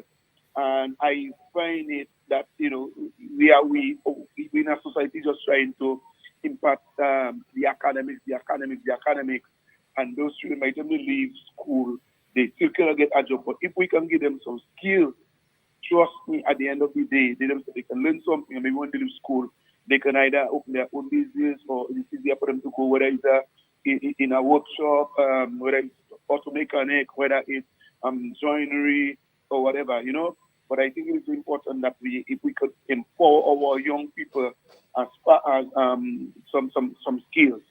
I think skills is very, very essential, because you see, what you find is a lot of children, when they go to school, when they come out from school, personally, because they go to college, or what they look for is a job in the government. But government can employ everybody. And I think government needs to start to understand they cannot employ everybody, and start to bring about some nice skills training in some of our schools. I think that is very, very, very, very, very important. Thank you. Yes, thank you, Colin. Thank you for that. So Whitney, we want to come over to you, and your mom is on the Facebook Live. She says good evening, and she's super proud of you, and I can certainly see why she is. And then Simeon, I want to come over to you as we start winding down the conversation, and we talk about just having that enabling environment for youth empowerment, advancing training, giving our youth the opportunities to become leaders, providing training for all the hotels that are being built in Dominica, and what economic opportunities lie within those buildings that are coming up, the hospitals that are coming up. Are we training our youth enough? We see so many entrepreneurs coming out of Dominica, but I think it was Clement who mentioned that, it seems like people are always starting from scratch. Right. So what environment do we have currently to empower our youth to create their own opportunities? Because the caller is right that the government certainly cannot create all the opportunities. So we still have quite a bit to discuss. So I hope that everyone will hang with us as we continue talking about youth and employment in Dominica right here on Roots Connections on Q95, the big station. So Whitney, over to you. Okay, I'd like to agree with what Mr. Masler said and just add to it. Yes, we in Dominica, we have a lot of talents. We have very, very talented people in a lot of different areas. We have a lot of entrepreneurs coming up, especially, our DJs and our musicians. They are really, doing their best. They're trying to get their music out there. And I agree that the entertainment industry, it needs more support from the government. I agree with that. And I also agree that, yes, we can, get more opportunities if we look outside, into like the global world. There are a lot of opportunities for entrepreneurs, especially the musicians, etc. But I would also like to stress that while they need more support from the government and they need to get their foot out there, we as a society, we should also take responsibility and understand that we too the members of society, we have a role and responsibility, right? Because we also contribute to our level of unemployment. Because I know some people, they don't really look at the entertainment industry, the DJs, the musicians, they don't really look at that as a main form of employment. But our musicians, they need the support, and our support, it goes a very long way, because there are people who they maybe have their YouTube or whatever monetized. A like, a share, a follow, it goes a long way, because that could be a source of income, and it is a source of income for some people. And my mother, I think mostly everybody knows that my mother, she's very vocal and very active on social media. And some of the things that she says on her weekly program, I may not agree with it. But there is one thing that she has said, and it's that Dominicans, sometimes we have the tendency to support, what's already popular. And I will have to agree with that in terms of unemployment, because I have family and friends in the French islands, and they will tell me, they went to this supermarket or they went to this store and they're hearing Rio's OK Boom song playing. They're hearing the Doodoo song playing. And in the French islands, you hear his songs being played over and over on the radio. But is it really pushed as much in Dominica? Though the people, do we really support his music? Colton T has some really great songs out there. Do we give him as much, do we give him enough support, right? Are we really doing as much as we can to support our own? Our support goes a long way. There is a multiplier effect when we support our own, and I don't think we really understand that, because, we tend to gossip, because like Rio isn't as big, I would have to say, in my opinion, from what I'm hearing and what I'm seeing. He isn't as big in his own country as he is out there. People tend to, engage in the little gossip, things like that, instead of promoting the music, or DJs, supporting our own people. We don't do that a lot. And I think along with the government providing support, we can also provide our support by liking, by sharing, by following, because that means a lot to them. When other young people who have an interest in, maybe they want to become a DJ, they want to start doing music, they want to get into that industry, they want to start a business. When they see us supporting the artists and the entrepreneurs that we already have here, that itself gives them hope that, okay, I can do it too, and I know that my people will support me.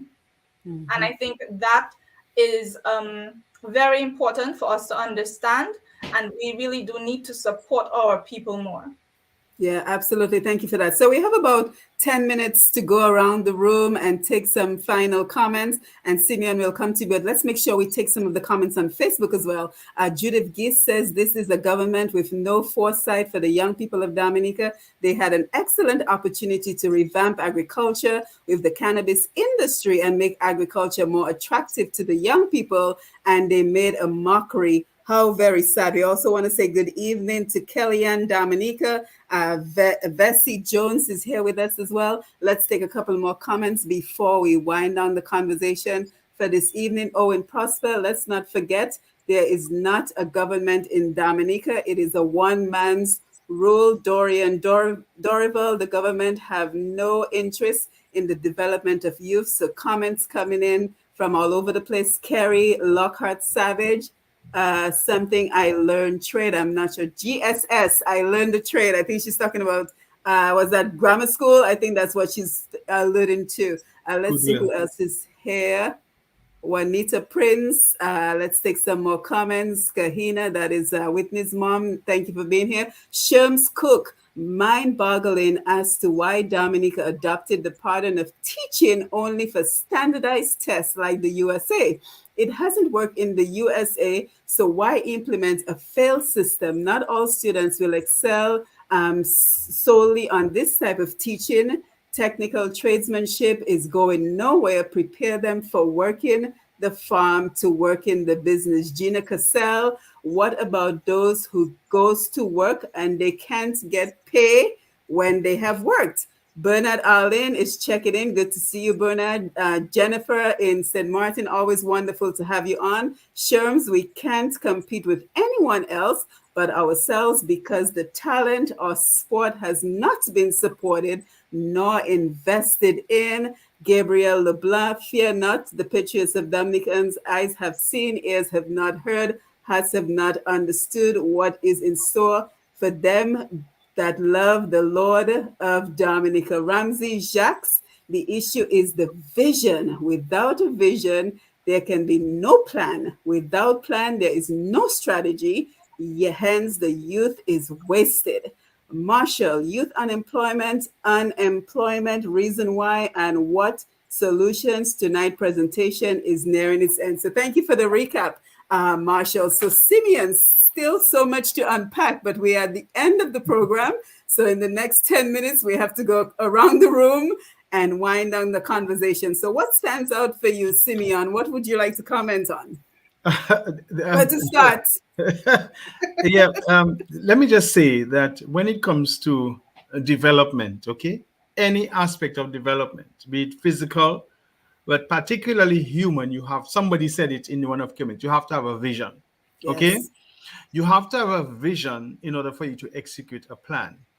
And it seems to me that what is lacking in Dominica in terms of youth employment and youth engagement and youth development is a vision, okay? Mm-hmm. It is very sad that the Youth Development Division and the Youth Skills Program has been basically cast aside. You no longer hear about it. When it should have been, there should have been incremental steps towards widening its capacity so that the Youth Skills Training Program, for instance, can become a national training program, okay? As I said, it is very sad that everything in Dominica has been politicized. It is very sad, even more sad, that youth development and engagement has been politicized to the point where a lot of our young people are now ostracized and cannot play their vital role in the development of themselves and their society. It's very sad. So when you look at that, so let us just take one area. I want to just take one area, tourism. A few years ago, we sought to shift from agriculture to tourism. But when we were making that serious, what do you call it? Transition? Paradigm shift, okay, in our economy from agriculture to tourism, okay? To what extent did we consider the youth in that paradigm shift? To what extent did we say, okay, how are we going to prepare our young people to change, not their mindset, because agriculture is important, to change from being dependent on agriculture to becoming innovative, creative, and employable in the tourism industry, okay? Now look at what has happened. We are building hotels all over the place. Can you ask me a question? Do we have a hotel school in Dominica? I asked that question on the last program. Do we have catering, hospitality, catering, and school in Dominica? No. So we have built several big hotels, and we have people boasting every week about hotel coming, hotel coming. Where are the service attendants coming from? Where are the customer service representatives coming from? Where are the waitresses and the barmen and the hotel managers coming from? Where are the financial? Where are they coming? Where are the booking managers going to come outside from? of Dominica? And so what we have not done is that concurrently we did not establish a hotel training school, so that our young people can apply to be trained in the hospitality and tourism industry, so that they can take their rightful place as we seek to transition towards a tourism-based economy. Okay? We haven't done that. What we have also done is we can piggyback and we can say, okay, when we were making this shift from agriculture to tourism, what did we do to ensure that we have a mainstay in agriculture? Dominica, as a country, does not even have an agricultural school. One of our main resources is land. Dominica is perhaps the most fertile country in the Caribbean. Yet we have not established an agricultural school where young people can go and learn about the technical skills in agriculture. And as a matter of fact, Simon, every young person in the Caribbean should be coming to Dominica to attend the Dominica Agricultural School. okay, because we have the potential. And so when you balance agriculture and tourism, let me tell you, agritourism can be one of the major impetus for economic development. Okay, when you marry agriculture, because one of the things the Ukraine and the Russia thing is going to show us very soon is that we're going to have to depend to feed ourselves. Okay, and Dominica can produce almost. We can do floral. We can do many things without wanting to be too specific. So have we done that? So that is why I say where there is no vision, and I think unless there is that vision to determine where we're taking the young people of Dominica in 2022 to beyond, we will not have a plan. So if the plan is just to get young people to continue to go to the power reps to beg for mercy and to beg for opportunities, that isn't going to work. If the plan is just to get our young people to depend and to recycle themselves at Clay Harbor, that is not going to work. If the plan is just to get young people to depend on NEP to go to the government to be placed temporarily, that is not good, because these things are not tenable. These areas are not tenable. What you have to do, how you build a country and how you build the young people of the countries, when you tap into the resources of the country, when you maximize the resources of the country and create establishments in the country that the young people can access. So what you have then, you have that return of profit effect, right? Where when you invest one way, it goes back another way, and that profitable cycle continues. So young people who go to school, who attend our educational institutions, will have something to look forward to, and that is important. Hope was mentioned. Today, they have to ask the question, why are they going to school? Why are they studying? Why are they making the effort? No, if you create the enabling environment, if you create the educational opportunities, if you create the economic avenues where that can be established, where young people can identify within their society opportunities for growth and development, they will find hope and purpose, and they'll be able to maximize their potential. Yes, thank you. Thank you, Simeon. Thank you so much for your wonderful contribution to the program. Dunstan, Clement, we have about 5 minutes. So I guess 2.5 minutes each. Yes, go ahead, Dunstan. Okay. Yeah, my final contribution is like I said, we have people with ideas, a lot of ideas and suggestions and to the solutions. What we need to do right now, we need to come together. We need to forget about these people that have no vision, and we need to forget about them, because it's like beating a dead horse. We're not going to get anything. We need to start to show the action. Like right now, we are speaking. We have that panel there, and there are a lot of people with that same kind of vibes like we have. We need to network and come together and start to do things, start to build the ideas, put them on paper, and let's take action. Let's start to show the youth that we're not just picking up for them, but we're going to start acting up for them and get them involved so we can move forward. Let's take ownership of what we know what we need. Let's start to get it done and show these people that, yeah, we will deliver for you, but for now, we're going to check for us. Let's check for the youths and them, and let's put things in place, the structure in place. Let's start to put it down. Let them see and show it to them and make them see the vision that is for them, and let us get them involved. Let's move forward. Yes, thank you, Dunstan. Clement, you're muted. What I would want to really leave with the young people today is that you have to believe with yourself. You have to believe in yourself that you're already halfway. And once you consider that, then you choose to just continue on the trend and push hard to get to the point that you want to. And there's the saying by Franklin Roosevelt that, above all things, just try. No matter how many times you fail, just keep moving and just keep trying something. And at one point in time, it will, something has to give. And most times it does that way in your benefit. It's not easy being young, and you can only be young once. And that's the grim reality that young people have to face. Once you have lost that youthfulness, then it further leads into more depression and other, even ill health. And the opportunities are are there, and anyone who stands in the way of your opportunity, you should consider methods into really getting around, above, or under, and get past that hurdle that's in your way. And there's the concern that you may be young right now, and things may work well at one point in time, but you also have to look at the long-lasting effect. The situation that you're in right now will determine how much you get on your pension. And that is one thing we need to remind young people.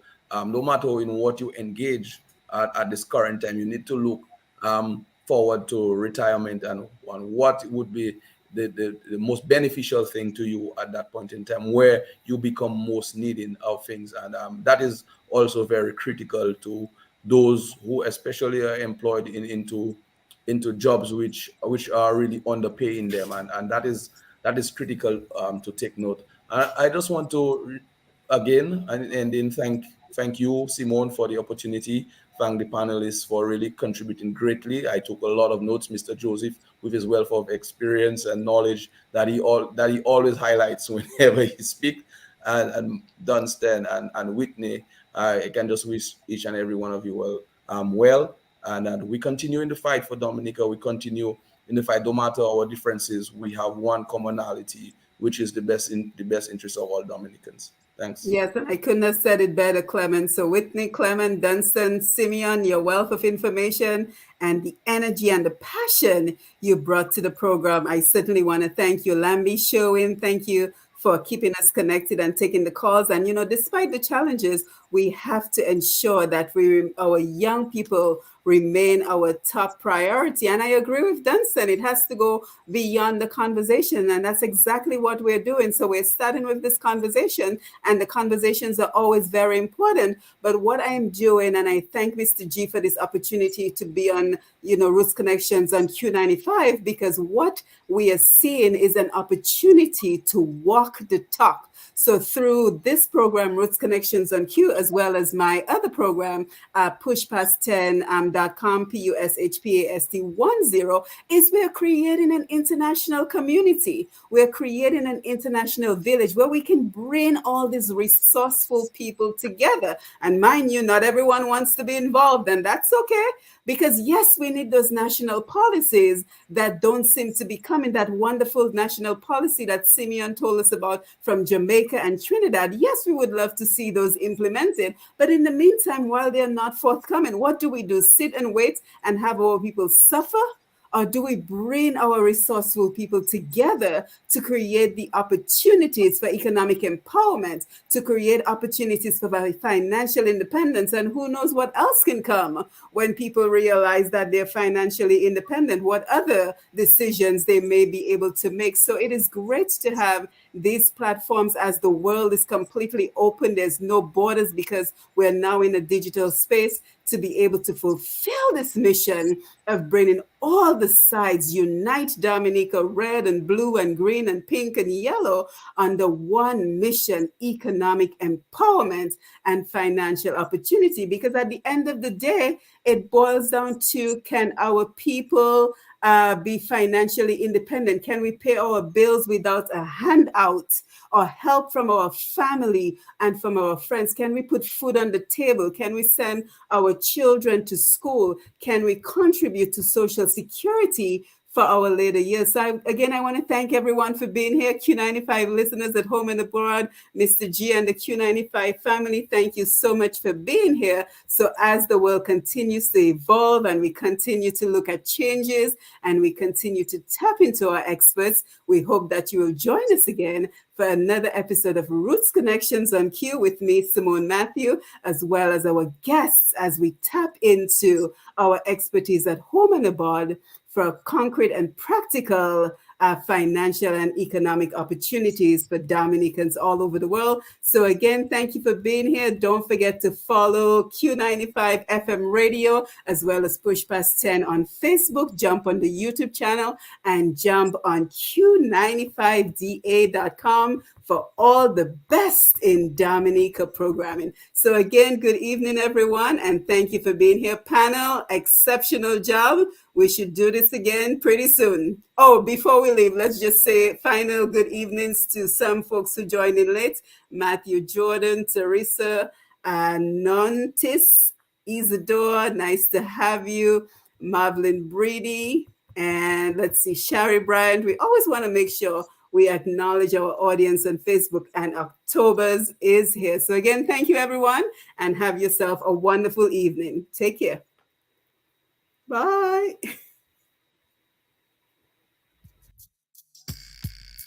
Jah Rastafari.